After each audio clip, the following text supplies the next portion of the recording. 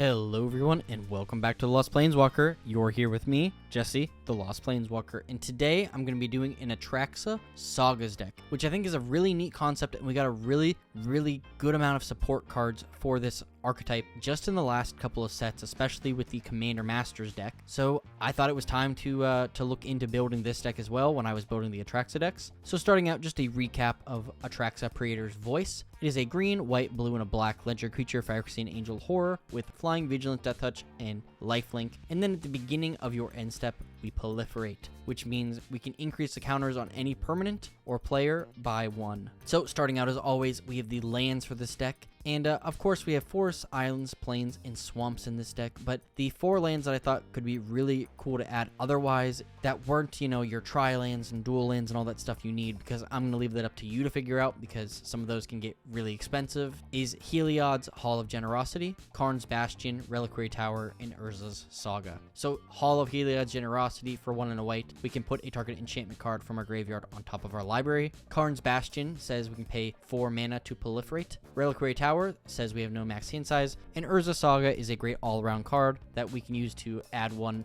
Then we can create a construct whose power is equal to the number of artifacts we control, and then at Saga 3 we can search for an artifact card with mana value 0 or 1 and put it on the battlefield, then shuffle. So I usually like to break these decks up into 3 parts because it's nice and clean and works, but there's really a clean difference between some of the cards in this deck because we have a ton of sagas and then we have a ton of cards that care about sagas or have some unique saga effects, versus the play a saga, draw a card. So I'm going to start out with these unique enchantment interaction cards, then move into our more usual standard enchantment interactions, and then go through the sagas before getting to the good stuff in this deck. So starting out, we have Onyxia, Hand of Erebos, Ashiok's Reaper, and Barbara Wright. So Onyxia, Hand of Erebos is the new commander of the Commander Masters Abzan enchantment deck, and she's a demigod from Theros and has Menace, and other enchantment creatures you control have Menace, which is great for us. Then, whenever Onyxia enters the battlefield or attacks, exile up to 1 target non-aura enchantment card from our graveyard. We create a token that's a copy of that card, except it's a 3/3 black zombie creature in addition to its other types. So this is a really cool way to get those enchantments, whether they're sagas or not, back, and we can turn them into creatures. Ashiok's Reaper is a creature nightmare with whenever an enchantment you control is put into a graveyard from the battlefield, we draw a card, which is perfect for a saga deck because all of those sagas are going to the graveyard at one point or another. And then Barbara Wright is a legendary creature from the Doctor Who decks with History Teacher. Sagas you control have Read Ahead. So Read Ahead was a new ability brought in Dominaria United that says as a saga enters a battlefield, choose a chapter and start with that many lore counters. Basically, if we skip chapter 1, we don't get that trigger, but we can skip straight to 2 if that's what we need at that point. So this is a very cool effect that kind of gives us some utility and lets us get to those maybe big climactic end points of sagas way faster. So next up, we have Brago, King Eternal, Calyx, Guided by Fate, and Cosmic Intervention. Brago, King Eternal is a awesome spirit noble with flying, and whenever Brago deals combat damage to a player, exile any number of target non-land permanents you control, then return those cards to the battlefield under their own control. Meaning we can basically reset all of our sagas all at once to get all of those triggers again and letting us work our way through it practically every turn if we want to, and we get to choose whether or not that happens, so that's really good. Calyx, Guided by Fate, says Constellation. Whenever Calyx, Guided by Fate or another enchantment enters the battlefield under your control, put a +1/+1 counter on a target creature. Then, whenever Calyx or another enchanted creature you control deals combat damage to a player, you may create a token that's a copy of a non-legendary enchantment you control. Do this only once each turn. Again, we can basically create copies of all kinds of enchantments, including our sagas, basically letting us play them again and again, which is very fun. And Cosmic Intervention says if a permanent you control would be put into a graveyard from the battlefield this turn, exile it instead. Return it to the battlefield under its owner's control at the beginning of the next end step. And this is a really cool way to maybe we want to hit a 3rd chapter. This lets us just exile it and bring it back, or maybe we want to protect something. So there we go. Next up, we have Eerie Ultimatum, Evolution Sage, and Femmer Enchantress. So Eerie Ultimatum says return any number of permanent cards with different names from your graveyard to the battlefield, which if we can do 10 sagas alone, that's going to be so much value that we're just going to, well worth the 7 mana it costs to cast. Evolution Sage lets us proliferate those counters, meaning we can work through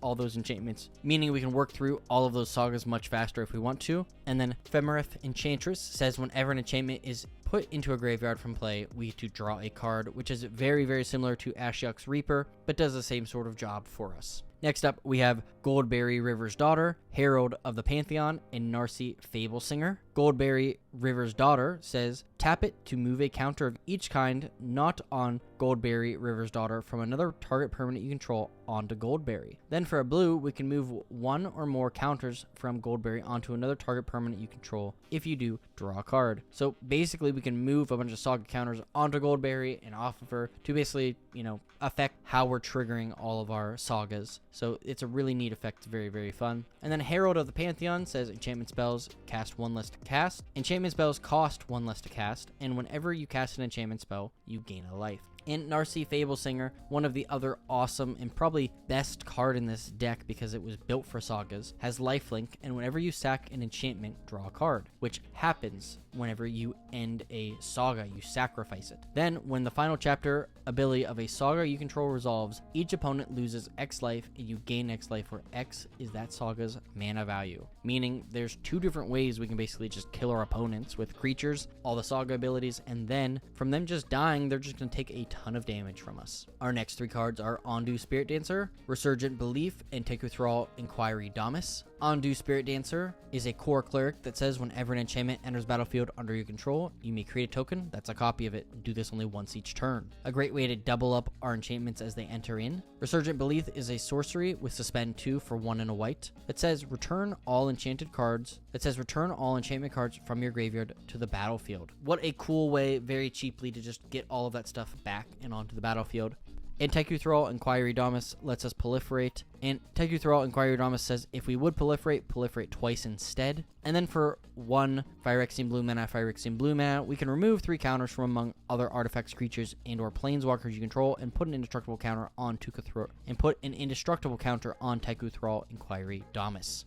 And our last creature of unique effects is Yenna Redtooth Reagent, which is a legendary creature elf noble from the Wilds of Eldraine that says 2 tap, choose target enchantment you control that doesn't have the same name as another permanent you control. Create a token that's a copy of it, except it isn't legendary. If the token is an aura, untap Yenna Redtooth Reagent, scry 2, and activate only as a sorcery. So basically, we can just make copies of any of our sagas that we want, which is just a great way to do that, and it's a very, very fun effect. So I very much look forward to seeing, what kind of shenanigans you can get involved with, and people aren't going to realize it because this is a 50-cent card that, no one's paying attention to. So now, before we get to the sagas, let's talk about those standard saga interaction cards, the ones that you're like auto-including in this deck whenever you start. So first off, we have Archon of Sun's Grace, Argothian Enchantress, and Eidolon of Blossoms. Archon of Sun Grace has flying lifelink. Pegasus creature tokens you control have a lifelink, and a great constellation ability saying whenever an enchantment enters the battlefield under your control, create a 2/2 white Pegasus creature token with flying. Basically making a ton of Pegasuses that we can use to block and gain life with, or attack our opponents with to win the game. Argothian Enchantress is very simple. It has Shroud, meaning it can't be the target of spells or abilities, and whenever you cast an enchantment spell, you draw a card. And Eidolon of Blossoms, very similarly, has the constellation ability of whenever Eidolon of Blossoms or another enchantment enters the battlefield under your control, we draw a card. Jukai Naturalist, Mesa Enchantress, and Sanctum Weaver are next. Jukai Naturalist has lifelink, and enchantments cost 1 less to cast. Mesa Enchantress says whenever you cast an enchantment spell, you may draw a card.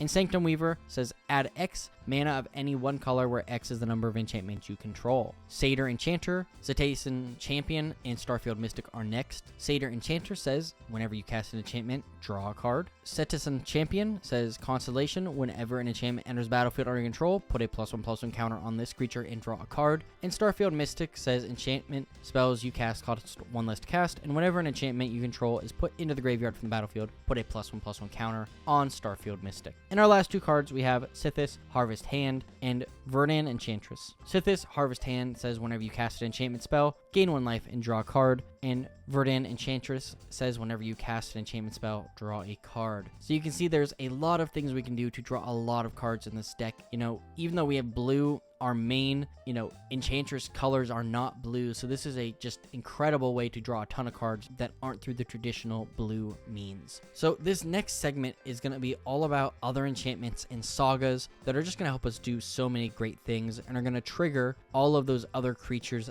and other abilities that we had in this deck already. But before we do that, I just want to say, if you aren't subscribed to my channel and you're enjoying this video, please consider doing so. It really means the world to me. You know, I'm going to be doing one more Atraxa deck this week after this one. There's just so many great cards and ways you can build Atraxa, and I just want to showcase as many of those as possible. So thank you, and let's get back and see what kind of sagas and enchantments I included in this deck. So I normally like to walk through, you know, each of the cards and talk about why I included them, but there are so many sagas here, and it's going to take me forever to go through all of these. So I'll just kind of point out some of the unique things as I go through them, or, you know, things that I think people should know or reasons why I included these instead of just reading through all of them. But first off, we have Azusa's Many Journeys, Binding of the Old Gods, and Birth of the Imperium. So first off, they're going to see some cards in this deck that are flip cards like Azusa's Many Journeys that flip into Likeness of the Seeker, because we also want to get value out of those as they flip. You kind of add some more creatures to this deck to maybe trigger some more of our effects. But other than that, that's kind of where these 3 cards lie. You know, we have Binding of the Old Gods, which is great because we can destroy stuff. And Birth of the Imperium, you know, just gives us a whole bunch of things that are great to do and are to help our board state. So next up, we have Court of Vantress, Death in Heaven, and Elsbeth Conquers Death. Court of Vantress I'll read because it's a regular enchantment, but it says whenever Court of Vantress enters the battlefield, you become the monarch. At the beginning of your upkeep, choose up to 1 other target enchantment or artifact. If you're the monarch, you may create a token that's a copy of it. If you're not the monarch, you may have the Court of Vantress become a copy of it, except it has this ability, meaning we can just double up our great enchantment effects or our saga. So it's a very cool way to do that. Death in Heaven lets it so we can mill, and then we put all creature cards exiled with it onto the battlefield, but they're Cybermen.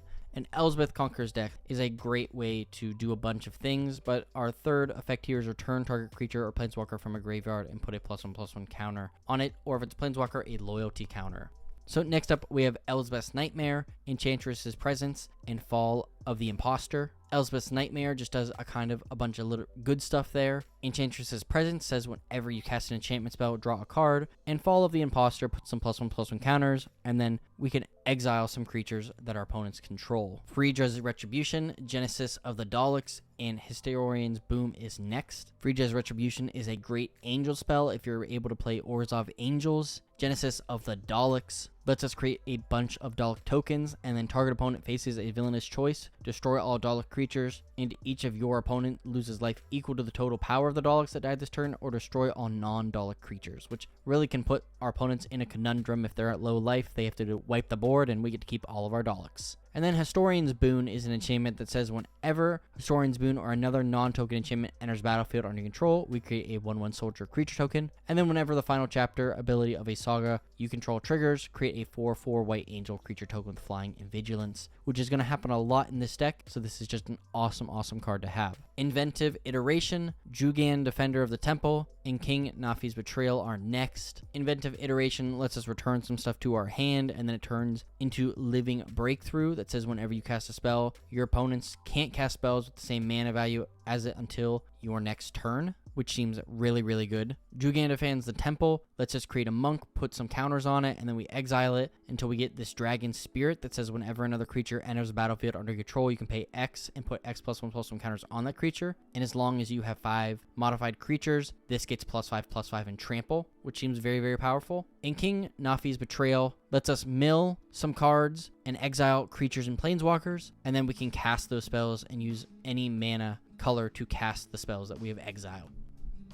Next up, we have Kiora Best the Sea God, Michelo's Reign of the Truth in Phyrexian Scriptures. Kiora Best the Sea God, first chapter is one of the best things I've ever seen. It creates an 8/8 blue Kraken, which is awesome. It is hexproof, so it can't be interacted with. Then we get to tap all non-land permanents our opponents control, and they don't get to untap those, and then we gain control of a target opponent and untap it, meaning that we can just swing in for some massive damage. Mikolos regains the truth, lets us put a +1/+1 on an artifact and enchantment we control, and then transforms, and Portrait of Mikolo gets +1/+1 for each artifact or enchantment we control. And then Phyrexian Scriptures lets us put a +1/+1 counter on a creature. It becomes an artifact. Then we destroy all non-artifact creatures, and then we exile all opponents' graveyard, which is very brutal if you're playing in graveyard deck. Scroll of Isildur, the Cruelty of Gix, and the Eldest Reborn is next. Scroll of Isildur lets us gain control of a target artifact. As long as we control this, we need to tap some creatures, put stun counters on them, and then we draw a card for each tapped creature, which can actually be pretty great. Cruelty of Gix lets us take something from our opponent's hands, then we can search for something from our library, and then we need to put target creature card from a graveyard onto the battlefield under our control. And the Eldest Reborn says each player sacks a creature or planeswalker. Each opponent has to discard a card or put target creature or planeswalker card from our graveyard on the battlefield under your control. And the last 3 sagas we have in this deck are the first Ironian Games, Mending of Dominaria, and Time of Ice. The first Ironian Games creates a creature, we put some counters on it, we can draw some cards if we have a big creature, and then we create a gold token, which is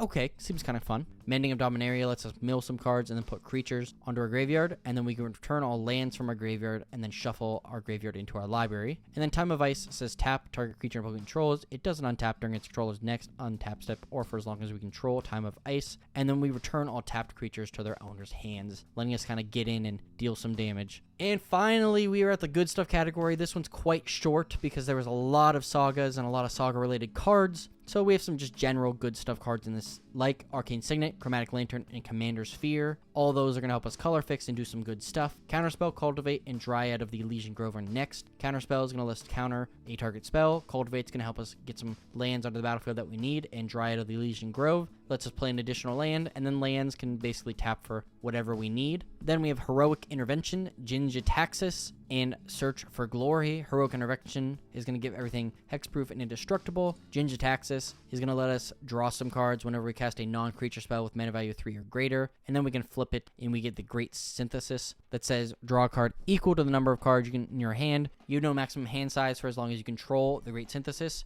Return all non-Phyrexian creatures to their owner's hands, and you may cast any number of spells from your hand without paying their mana cost. Exile the Great Synthesis, then return it to the battlefield. And then Search for Glory is basically a white tutor that lets us search for a legendary, card. And if we have some snow permanents in this deck, we gain a life for each snow spent to cast this. And then our last 3 cards are Soul Ring, Swords of Plowshares, and Teferi's Protection. Soul Ring, obviously, 1 mana to add 2 mana. Swords of Plowshares exiles a target creature, and its controller gains life equal to its power. And Teferi's Protection says until your next turn, your life total can't change. You gain protection from everything. All permanents you control phase out. And Teferi's Protection gets exiled. But that is it. What do you think of this saga deck? Are there other sagas you would include? Is there other cards that really, vibe with sagas, with them, entering or exiting or, placing counters or removing counters? I would love to see what you have to say down in the comments down below. If you have your own Atraxa deck built around sagas, let me know. Let me know what I did right or wrong. Also, if you aren't subscribed to my channel, please consider doing so. I love doing these videos. Like in the last one, I said I'm going to be doing some Murder at Karlov Manor videos this following week, which is going to be super fun. I have all the decks built, and I'm kind of working on those slowly right now, so those are awesome. And yeah, if you would consider sharing this with a friend or leaving a like, that would be extremely helpful. But today's Scryfall card of the day is Dive Bomber Griffin. Justice flies swiftly on angry wings. Thank you so much for watching, and as always, I'll see you later, Planeswalkers.